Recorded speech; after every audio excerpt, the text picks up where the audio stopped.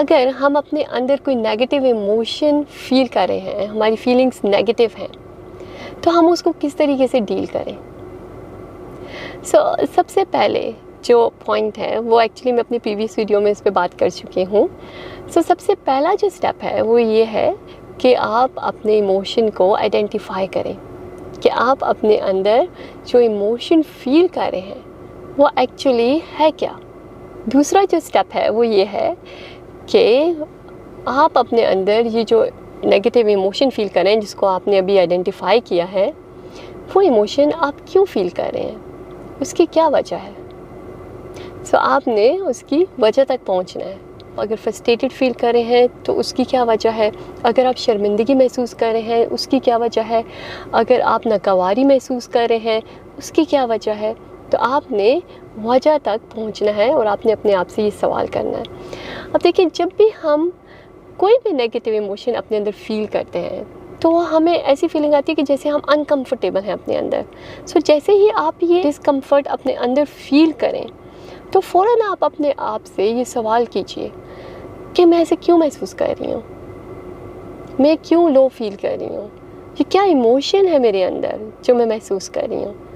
बजाय इसके कि आप इंडल्ज हो जाए उस इमोशन के अंदर, आप फ़ौरन अपने माइंड को एक्टिव कर दें, आप फ़ौरन सवाल पूछना शुरू कर दें कि क्या इमोशन है, मैं क्यों ऐसे महसूस कर रही हूँ, क्या वजह है। पहले आइडेंटिफाई करें अपना इमोशन, और सेकंड स्टेप ये है कि आप उसकी वजह आइडेंटिफाई करें कि क्या वजह है, आप क्यों ऐसे महसूस कर रही हैं। तीसरा और सबसे इम्पॉर्टेंट जो स्टेप है वो ये है कि आप इस बात को समझें कि जैसे ही आपने अपने अंदर एक नेगेटिव इमोशन फील किया, वो जो नेगेटिव इमोशन है वो एक सिग्नल है जो आपको ये बात कह रहा है कि या तो आपको कोई एक्शन लेने की ज़रूरत है, या फिर आपको अपनी समझ को चेंज करने की ज़रूरत है, या परसेप्शन को चेंज करने की ज़रूरत है, या फिर जिस तरीके से आपने समझा है आपकी समझ ठीक नहीं है। इन दोनों में से कोई एक काम आपको करना है। फॉर एग्ज़ाम्पल, इसको इस तरीके से समझते हैं कि अगर आपको किसी ने कोई बात की और उस बात ने आपको तकलीफ़ पहुंचाई, आप हर्ट फील कर रहे हैं। अब आपको ये बात पता है कि वो जो इमोशन है वो हर्ट है, या आपको तकलीफ़ पहुंची है, और उसकी वजह है कि आपकी लेट्स सपोज दोस्त ने ये बात की, और वो बात जो है वो उस हर्ट की या उस तकलीफ़ की वजह है। अब आपने पहले तो ये सवाल करना है कि क्या जिस तरीके से मैंने उस बात को परसीव किया है या समझा है, क्या वो दुरुस्त है। क्या पता उसने वो बात मेरे अच्छे के लिए की हो और मैंने उसको गलत मतलब दे दिया हो। अगर ऐसा है तो फिर आपने अपनी समझ को जैसे ही बदला, आपने उस बात को जैसे ही पॉजिटिवली रिसीव किया, आपका वो इमोशन खुद ब खुद ख़त्म हो जाएगा। अब लेट्स सपोज अगर ऐसा नहीं है, अगर कि आपने ये सवाल किया और आपको पता चला कि नहीं, उसने इंटेंशनली ये बात की मुझे तकलीफ़ देने के लिए, तो फिर आपको एक्शन लेने की ज़रूरत है।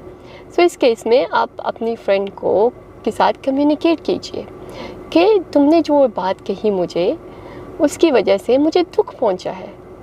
मैं चाहती हूँ कि तुम मुझे हेल्प करो मेरे इस इमोशन से कॉप अप करने में, क्योंकि तुम्हारी उस बात की वजह से मैं तकलीफ़ में हूँ। क्या होगा कि आपकी फ्रेंड जो है, या तो वो एक्सप्लेन करेगी कि माइट भी उसकी इंटेंशन अच्छी थी, उसने अच्छी नीयत से वो बात की, या फिर वो आपको सॉरी करेगी, अपोलोजाइज़ करेगी।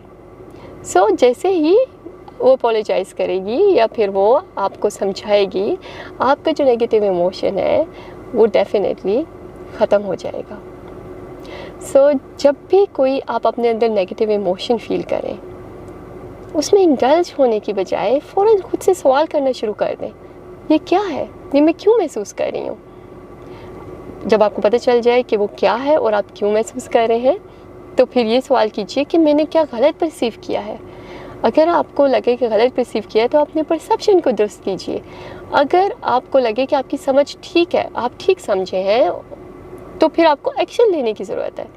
तो फिर जो भी रिक्वायर्ड एक्शन है प्लीज़ वो लीजिए। तो अपने नेगेटिव इमोशंस को कभी भी सप्रेस मत कीजिए, कभी भी निगलेक्ट मत कीजिए। अपने नेगेटिव इमोशंस को एक्नॉलेज कीजिए और उस पर वर्कआउट कीजिए, उसे आइडेंटिफाई कीजिए और देखिए कि आप उसके बारे में क्या कर सकते हैं। क्योंकि जब हम अपने अंदर नेगेटिविटी को रखते हैं, अपने अंदर सप्रेस किए रखते हैं, तो उससे हमारी डिफरेंट किस्म के प्रॉब्लम्स जो हैं, डिफरेंट किस्म के मेंटल इश्यूज़, इमोशनल इश्यूज़, और एक टाइम के बाद हमारी जो नेगेटिविटी हम अपने अंदर रखते हैं वो हमारी बॉडी में डिफरेंट किस्म की इलनेसेस की शक्ल में फिर ज़ाहिर होने शुरू हो जाती है। मेंटल, इमोशनल, फिज़िकल हेल्थ के लिए ये बहुत ज़रूरी है कि हम अपने नेगेटिव इमोशंस को एक्नॉलेज करें और उन पे वर्कआउट करें।